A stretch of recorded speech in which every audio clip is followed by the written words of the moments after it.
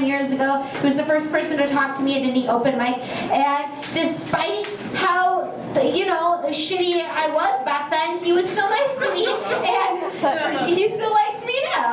You guys, your next comedian is very funny, traveling all the way from New York. He has performed at the San Francisco Sketch Fest, Bridgetown, Bumbershoot, everything else. You guys are gonna love him. Please put your hands together and open your hearts for the very talented and amazing Yogi Paliwal.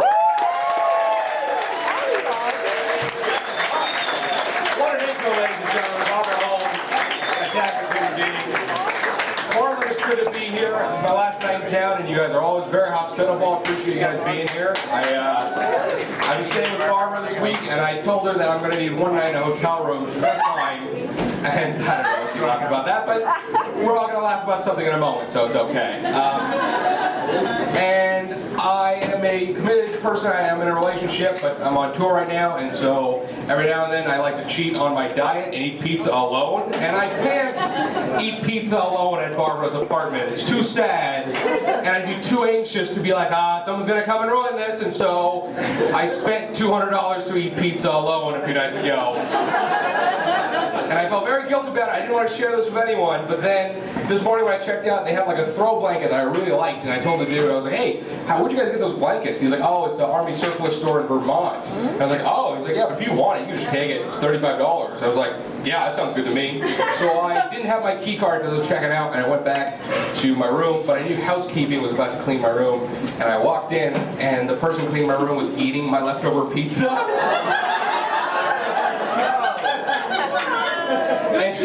And her reaction was like, oh no, I'm caught, I'm so horrible, what is going to happen? And I gave her a look like, don't worry about it, I'm not going to tell anyone. Just grab it and slowly walk out of the room. Because when you eat pizza alone, you don't judge others that eat pizza alone.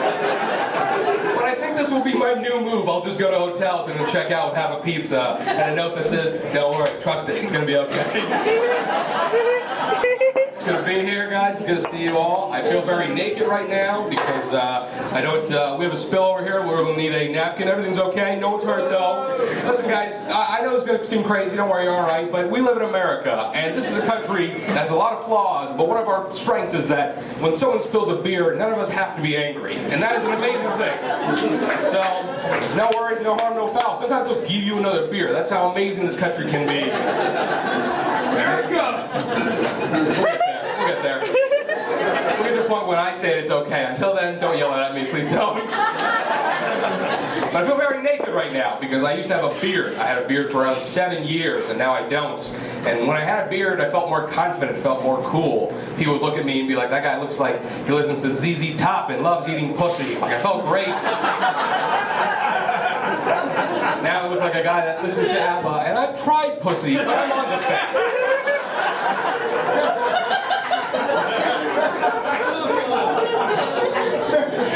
I like going to concerts. I think the best concerts have confetti, and I'm a huge fan of confetti. Love confetti. I love confetti because confetti's trash that for a moment believes in itself.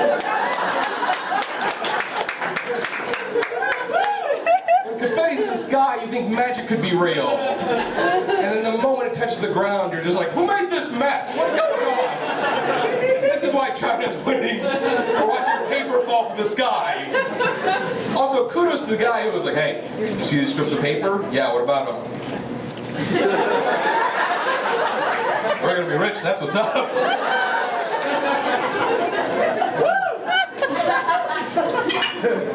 I'm going to say a phrase, and if you know the rest of it, finish it for me, okay? Sleep country, USA. Why buy mattress anywhere? Damn it. The people that do the ding are my true friends. Who here has no idea what I just did? Who here is like, I don't know what that's all about? Clap if you don't know what that's about. Okay, so Sleep Country is a locus. It's a real problem. And now that you know the jingle, they're going to come. Sleep Country is a local mattress store, and they had these advertisements on television, and their jingle was what you just heard. Now here's why I brought this up, guys, because Sleep Country is changing their name to Sleep Train. And their slogan is a ticket to a better sleep. What the fuck, Sleep Country? I wanted my children to know that jingle. Sleep Train? Nobody sleeps good on a train. That doesn't make any sense. Sleep BMX. Brrr, your way to a good night's sleep. What is going on? How did this happen? I saw this infographic that showed how many humans are killed based off the animal. It was during Shark Week, and sharks kill around 12 humans a year. And they had other animals around it that showed how many humans are killed per animal. And one of them was like hippos, kill around 1,000 people. Mosquitoes, because of malaria, kill 750,000 people. But then they had cows. And cows kill 20 humans a year, apparently. Which I thought was a little fucked up, because 20 cows died when I started this sentence. And they don't say how many cows to human it took. Like, it could have just been one serial killer cow. And I want to see that movie, you know, like, killer cow. This mad cow's a disease. I think that's really pretty cool. I live in New York now, and thanks. Nah, they don't need it. You're fine. I know they're great. Fuck them. It doesn't matter.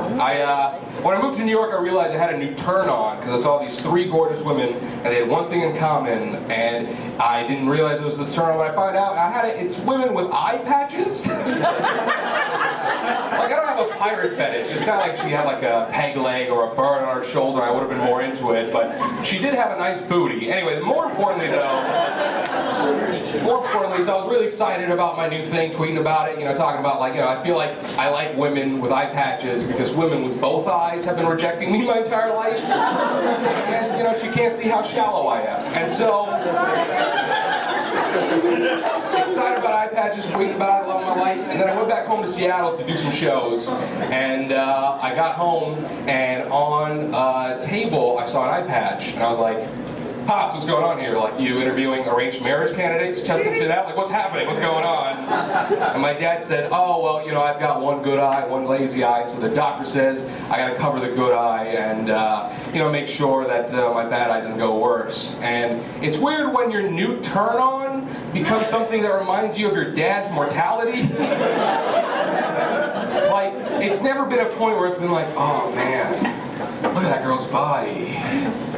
Oh, I miss my mom.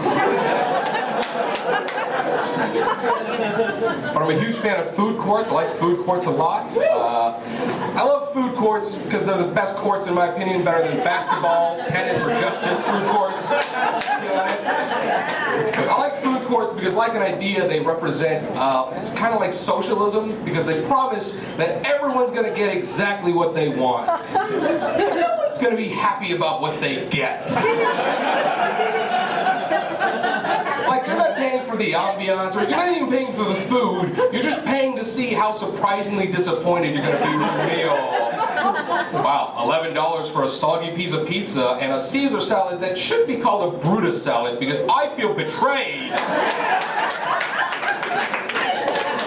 At 2 crouton.